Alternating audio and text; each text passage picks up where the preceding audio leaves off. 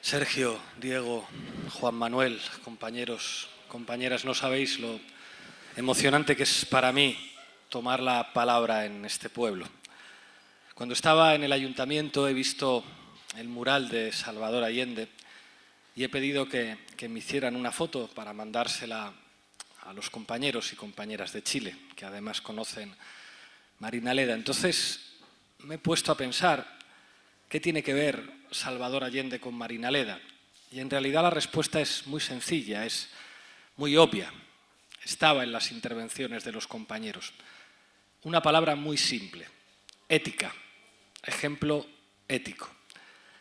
Y a veces, en esta época llena de cinismo, se nos olvida que el gran patrimonio de la izquierda es la ética. Y cuando la ética deja de ser el fundamental patrimonio de la izquierda, entonces empiezan los problemas. La política implica estudiar mucho, hay que formarse, hay que estudiar, tiene sus reglas, tiene dinámicas difíciles y contradictorias que os voy a contar. No es fácil gobernar un pueblo, no es fácil lograr que la gente de tu pueblo durante décadas te apoye para seguir al frente del ayuntamiento. Implica cometer errores, implica contradicciones. Pero la política no es un conjunto de habilidades administrativas.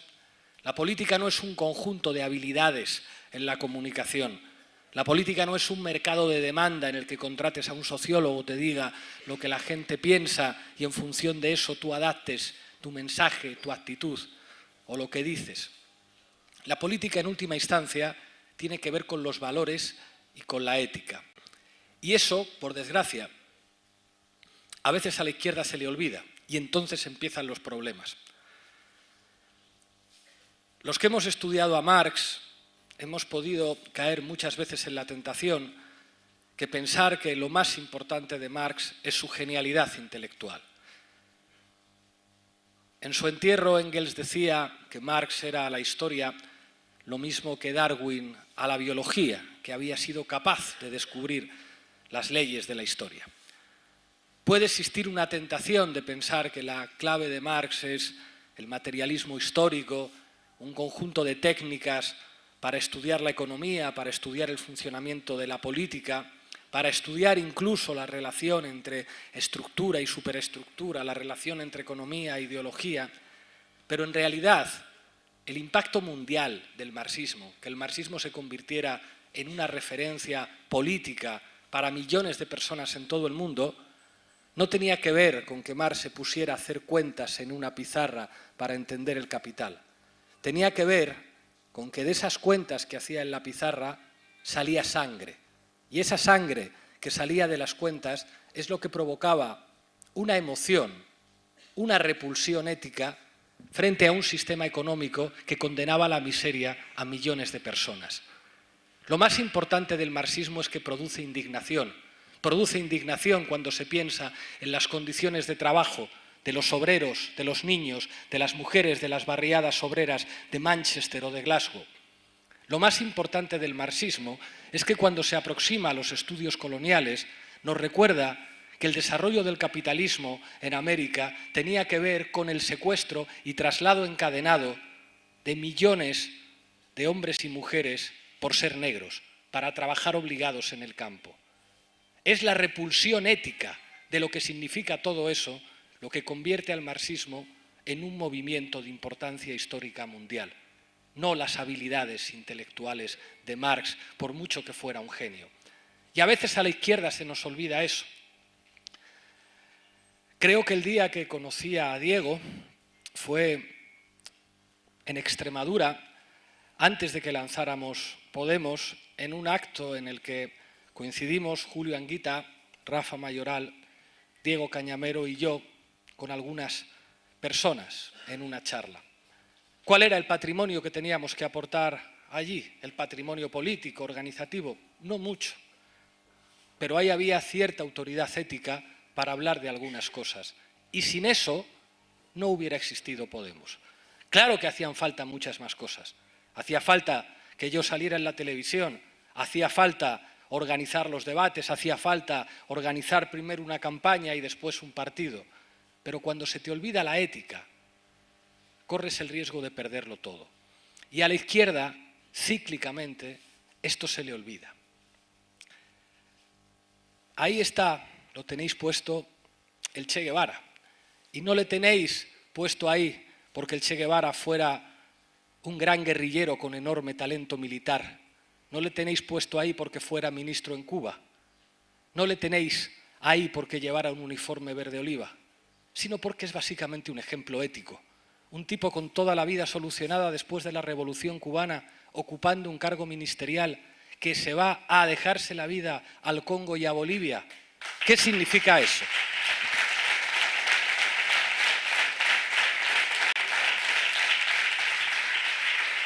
No lo hacía por dinero, no lo hacía obligado, lo hacía por un compromiso ético. Cuando hablamos de Palestina, hay que entender que la clave fundamental que explica que haya millares de jóvenes en todo el mundo que están devolviendo la dignidad a un movimiento estudiantil que vuelve a convertirse en conciencia de la sociedad es la repulsión ética ante un genocidio. La clave del movimiento de solidaridad con Palestina es la comprensión de que el proyecto sionista se fundamenta en el desplazamiento forzoso, en la limpieza étnica y en el genocidio de un pueblo. Que no es casual que las derechas herederas del antisemitismo estén todas encantadas con el gobierno de Israel, que representa sus valores supremacistas y colonialistas. El rechazo del colonialismo, el rechazo del apartheid, el rechazo del sionismo, la defensa de la causa palestina es ante todo una posición ética de la humanidad.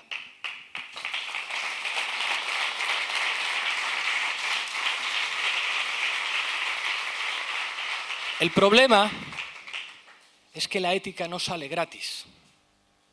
La ética siempre implica pagar un precio. Las actrices y actores de Hollywood que se están posicionando con el pueblo palestino saben que lo van a pagar, que no van a llegar los contratos.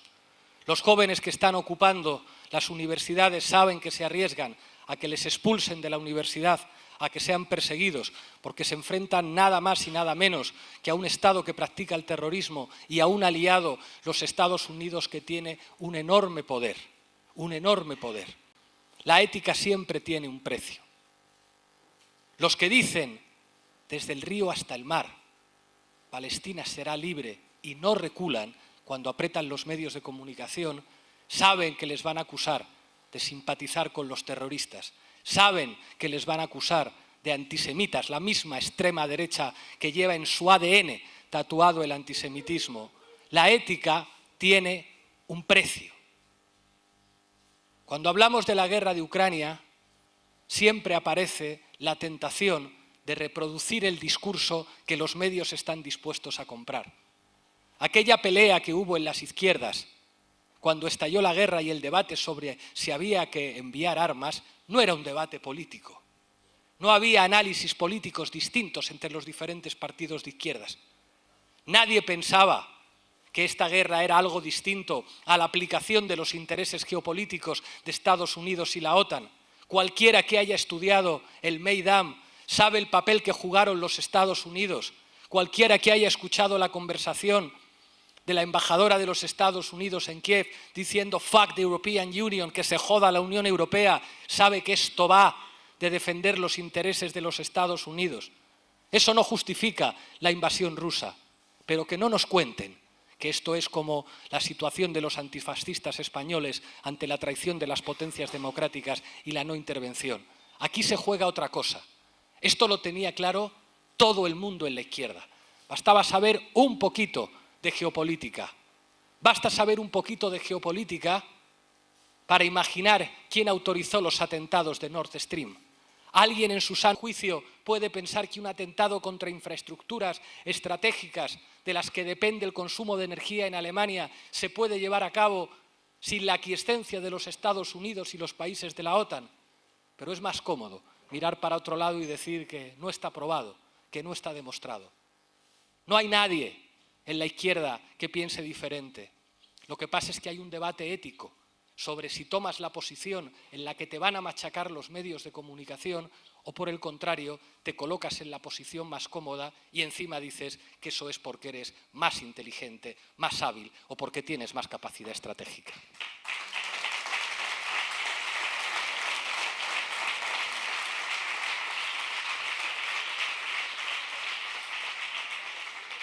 Marinaleda resiste, Marinaleda vive, porque nunca escuchasteis los cantos de sirena de la supuesta modernización política, porque aquí hay autenticidad. Hay veces que el viento sopla bien y es cómodo ser de izquierdas y decir determinadas cosas. Hay veces en las que es fácil decir que apoyas al pueblo saharaui. Antes me contaba Diego, a un vicepresidente de Andalucía, al que el PSOE le prohibió visitar los campamentos saharauis. No es un debate político. Si visitar o apoyar a los saharauis es un debate ético. Lo que pasa es que sale gratis apoyar al Sáhara cuando estás fuera de los gobiernos. Lo que sale caro es hacerlo cuando estás dentro. Yo provoqué, sin pretenderlo, un incidente diplomático al poner en un tuit simplemente una resolución del Consejo de Seguridad que recordaba que los saharauis tienen derecho a la autodeterminación. Y llamó la embajada y el gobierno marroquí a decir que se ha creído ese vicepresidente. No era una decisión solo política, era ética.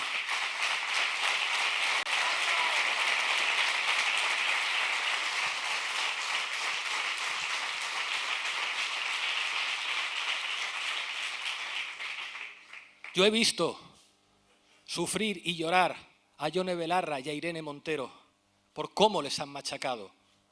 No les han machacado por el contenido político de sus decisiones, sino porque querían quebrarlas emocionalmente para que no se posicionaran éticamente donde estaban. ¿Os imagináis lo que representa tener a toda la derecha mediática diciéndote que eres amiga de los pedófilos, que liberas a violadores de las cárceles, respondiendo a una campaña criminal de la derecha mediática y judicial?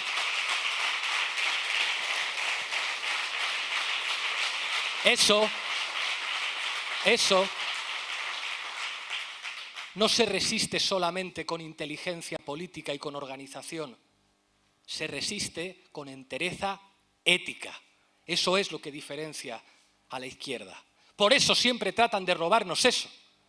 Por eso todos estos años de Lawfare venían a tratar de convencer a la gente de que no lo veis, son como nosotros, son ladrones, tienen cuentas en Granadinas, roban, van a consejos de administración igual que todos nosotros. Os han dicho que son diferentes los de Podemos, no lo son, son iguales. Pues no lo han podido demostrar después de 10 años.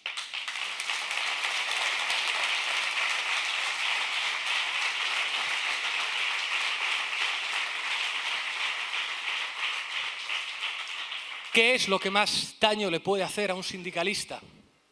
Que le digan que es un golfo, que es un corrupto, que utiliza su posición de defensa de los trabajadores para enriquecerse.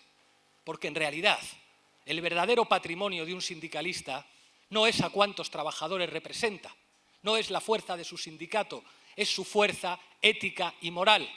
Y Marinaleda es ante todo un ejemplo de ética, de no ponerse de rodillas a pesar de todas las seducciones que llegan.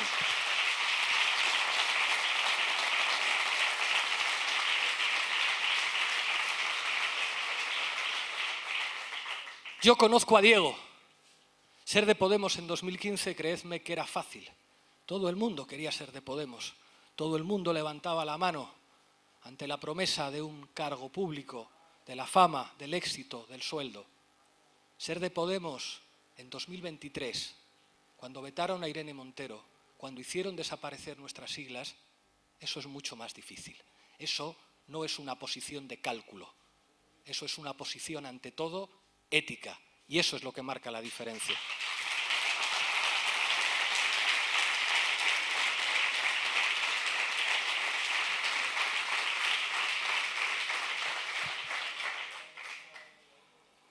Dicen que se nos dan muy bien las campañas y tratamos de esforzarnos lo máximo posible en hacerlas bien. Lo que pasa es que en las campañas ocurre algo que es muy valioso y es que se abre el foco. En las campañas te tienen que escuchar un poco más, te tienen que dejar hablar un poco más. Tienen obligación de llevarte a la televisión. Esta noche va a estar Irene en el único debate en una televisión estatal. Y creo que lo va a hacer muy bien, pero no porque sea la más estudiosa, la más empollona y se lleve más preparado el debate, sino porque a Irene le pasa algo que le pasa a Juan Manuel, le pasa algo que le pasa a Sergio y a Diego, le pasa algo que recordaba a Rafa Mayoral en muchos mítines, que cuando habla de ciertas cosas le brillan los ojos, y eso la gente lo nota, también a través de la televisión.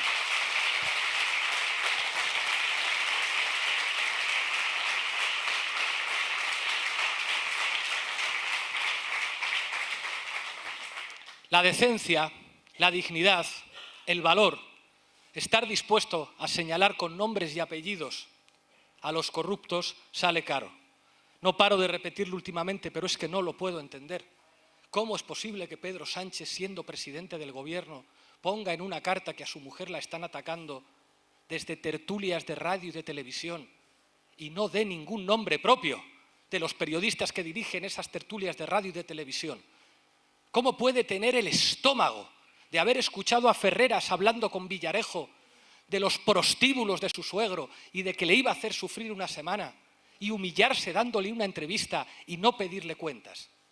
Porque también enfrentarte al jefe de la mafia mediática implica algo más que cálculo electoral, implica ética. Mucho cuidado, Pedro Sánchez, a ver si la gente va a pensar que estás utilizando la persecución a tu mujer solamente para ganar votos y no para defender la democracia.